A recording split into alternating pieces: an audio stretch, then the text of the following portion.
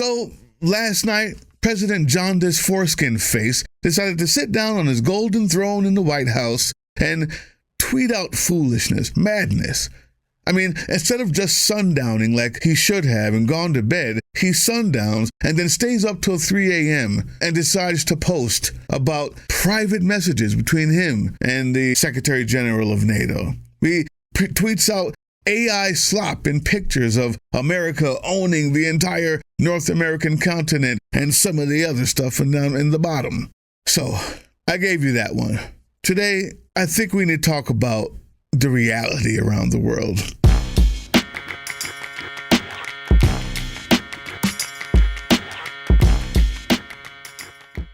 What's up, YouTube? Drill Sergeant here, and yeah, we're gonna give you the actual truth of what's actually going on around the world. Over there in Europe, especially from our very own reporting done on the ground in the United Kingdom. Before we get started, let's just remember Donald Trump is in the Epstein files. Have you heard about them lately? They're supposed to have been turned in November 19th last year, or is it December 19th? Doesn't matter. Every single day is against the law that they're not all in. And I hear that there's 80 million pages still not given up. And this story won't make us distracted to that fact. Now the story. What's really going on over there?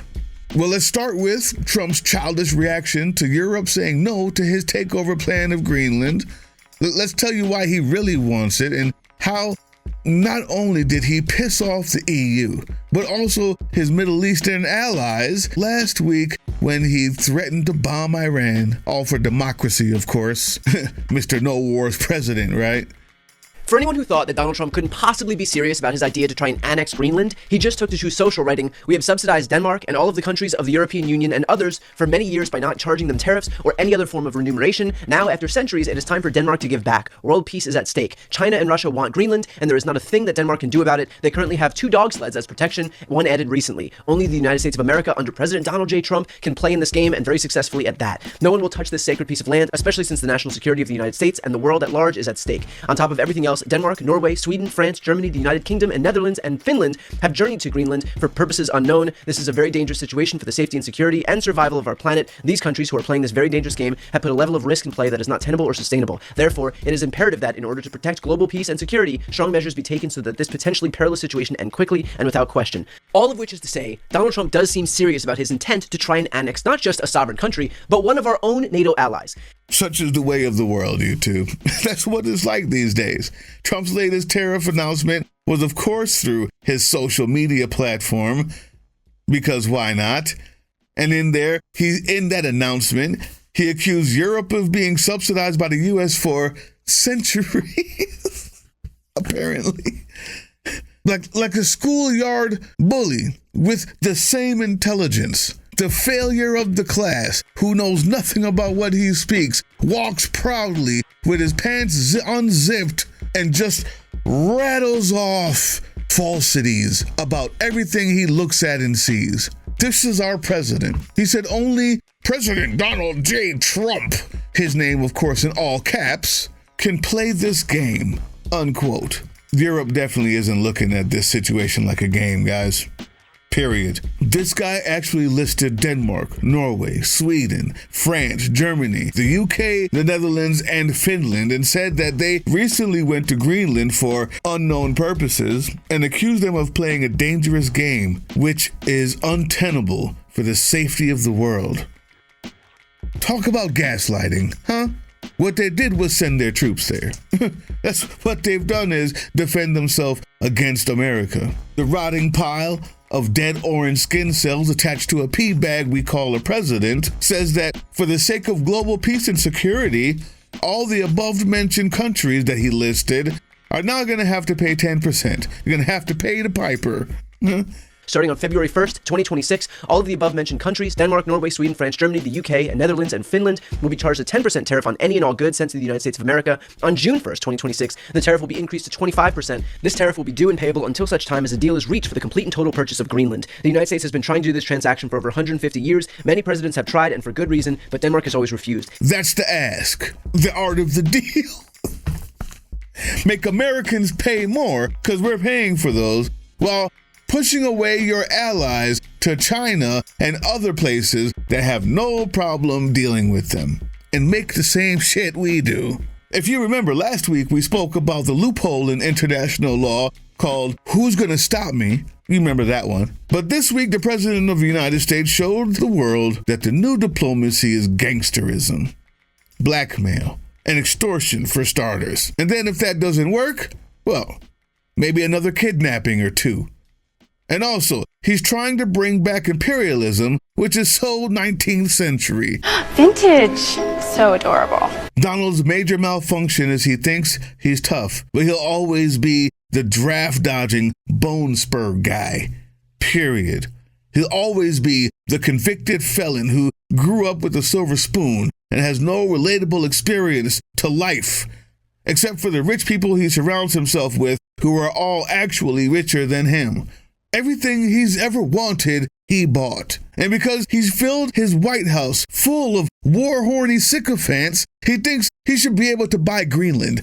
That's the news. That's the fact. After Trump accused Denmark of failing to protect Greenland, here's how the European countries have responded so far. And they're not in a 3 a.m., misguided, delusional tweet on the throne. In response to U.S. plans, several European nations dispatched small numbers of military personnel to Greenland to strengthen Arctic security. We are conducting an exercise up here called Arctic Endurance. It is an exercise that will be running over or throughout the 2026 and also maybe next year as well, where we increased our presence here in and around Greenland. And we do that with Danish troops, but also with allied troops. Arctic endurance? Those quote-unquote unknown purposes seem clear to me. NATO countries supporting another NATO country, which is being threatened by a so-called NATO country, an ally. Because when someone threatens a NATO ally, according to the treaty we've all signed, then that means they threaten all of NATO. So Trump is attacking us. Like I said last night, threatening Greenland, threatening anybody in NATO means you're attacking America, which means they have to attack us if we fuck around and find out. Thankfully, a U.S. bipartisan congressional delegation arrived in Copenhagen with the full support of Denmark. And they said over 75% of Americans do not support a U.S. invasion of Greenland. Meanwhile, in Copenhagen, a bipartisan U.S. congressional delegation arrived with a very different message. They say they want to support Denmark and Greenland, not the annexation of the island. I think it is important to underscore that when you ask the American people whether or not they think it is a good idea for the United States to acquire Greenland, the vast majority, some 75%, will say, we do not think that that is a good idea. Other European presidents and prime ministers reacted to the $3 Donnie's tariff announcements with condemnation and full support for Denmark and Greenland, as you would expect. A team of 15 German soldiers are returning home after a 3-day reconnaissance mission in Greenland.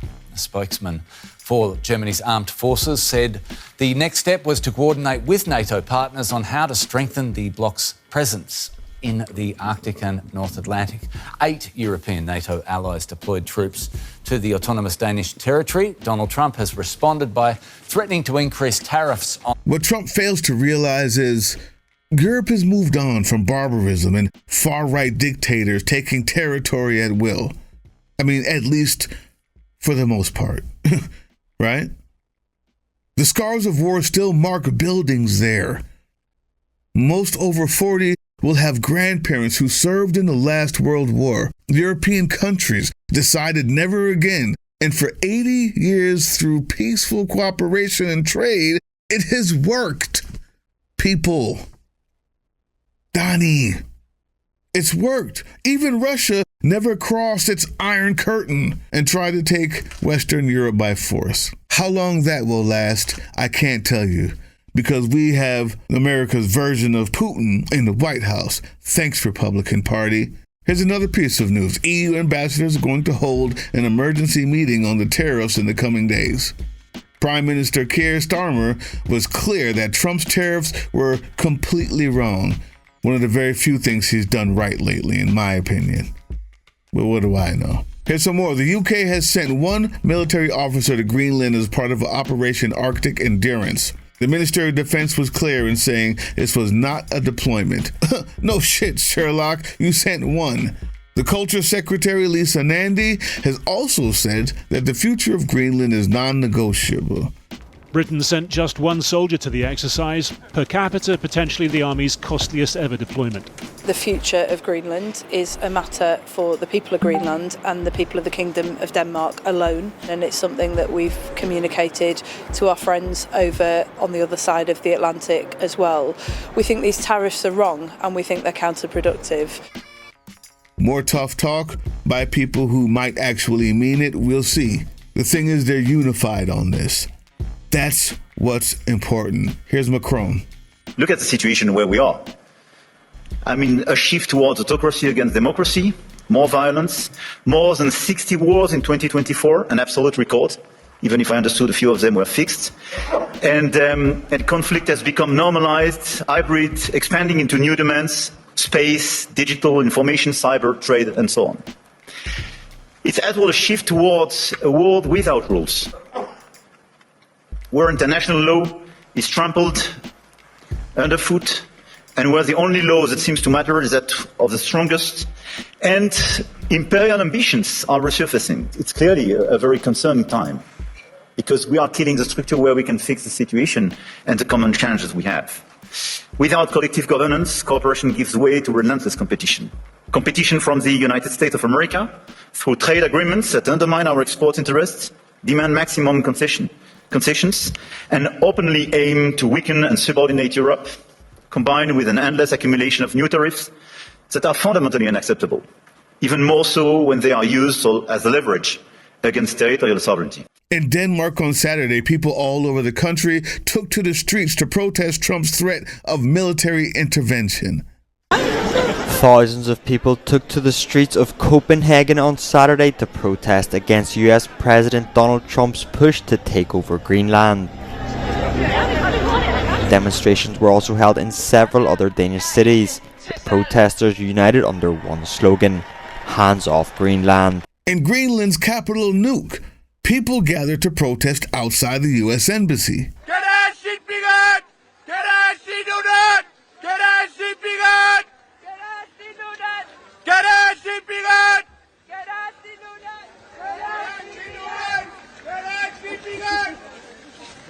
It seems to me that the people protesting in Denmark and in Greenland should buoy our spirits and spur our protests here. Everywhere is protesting against this orange maniac. Trump's newest tariffs have been described as a wrecking ball to the trade agreement made after he visited Scotland last year. The European Parliament's two biggest voting blocs, the European People's Party, the EPP, and the Socialists and Democrats Party, S&Ds, said that in the present circumstances, the deal with the U.S. could not be approved, period. So they ended it. The liberal voting bloc Renew echoed this by saying the deal ratification would have to be paused because of the foundations were built on sand. How embarrassing. How embarrassing. So I just wanted you to know what the truth is over there. Let's talk about the child. On Sunday, the Norwegian Prime Minister received a text message from President Trump stating because his country didn't select him for the Nobel Peace Prize, he was no longer interested in thinking purely of peace. In question, someone published normally private and confidential text messages between Trump and EU leaders? Just wondering. Hey, Donnie, no one wants to be America's new colony, fam, because although the president doesn't believe in climate change, people, the climate crisis is melting Greenland's ice sheet, which is opening new sea routes and exposing valuable minerals. Over the last 5 years, the Arctic has lost sea ice equivalent to the size of the EU. All of it. This is actual serious stuff we're talking about. It's too bad we don't have an intelligent, worldly, friendly, diplomatic president. So maybe we could be using some of these new routes and actually making, I don't know, America great again. Instead, we have this child. Thanks, guys. It's a good thing we don't have a smart, intelligent, worldly, experienced statesperson woman in the presidency right now. Huh? Leatherface McPeabag also didn't bomb Iran last week, given all his warnings about the protests happening there. Saudi Arabia, Qatar, Oman, and Turkey lobbied the U.S. against an attack, warning it would cause chaos in the region. Saudi Arabia even denied the U.S. of its airspace to launch attacks. Now, it's important to remember that Iran is politically apart from the other Gulf states, although it's been working hard to repair its relationship with Saudi Arabia for the past few years. But Iran's foreign minister, Abbas Araghchi, I can't pronounce that, has visited many Arab capitals in a bid to build relations and to try to persuade Gulf states that Israel is more of a threat to global stability than Iran is. The U.S.'s largest base in the region is in Qatar. That base is called Al Udeid Base. After Trump's threats, the U.S. withdrew key personnel from that base. There are already regional conflicts going on in the Middle East, people. The last thing any country needs there are the consequences of a U.S.-started war, conflict, skirmish with Iran. So right around the corner from Greenland, the Middle East is next. Or maybe we're going to bomb Iran first while we're talking about Greenland. I mean, who knows what will happen next when you have a psychopath in the White House. The time to fight is now. Hey, yeah, you.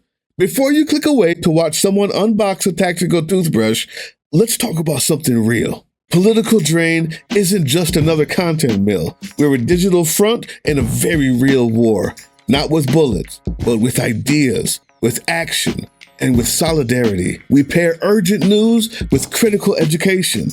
And we build community around actual resistance, not the hashtag kind. The kind that moves. But here's the thing. None of this is free. It isn't. Behind every video is time, labor, research, and some weird guy asking if we're going to pay the hosting bill. And yeah, some of that money goes to things we can't necessarily say out loud. If you know, you know. Let's just say our special ops aren't Call of Duty LARPers. They're people making real moves to protect, uplift, and organize. You're not just funding a channel. You're funding a resistance network in a world where capital still calls the shots. Unfortunately, in a system built on artificial scarcity, even mutual aid has a price tag. And if we want to grow, if we want to win, we need your help. We need your help. So if you've got even a few bucks to spare, toss it our way. It's not for ads. It's not for merch drops, but for people making moves in the shadows so others can do it in the light. It's just us and you. So fund the mission, fund the fight, fund the future, because nobody's coming to save us. We save each other. That's how this works.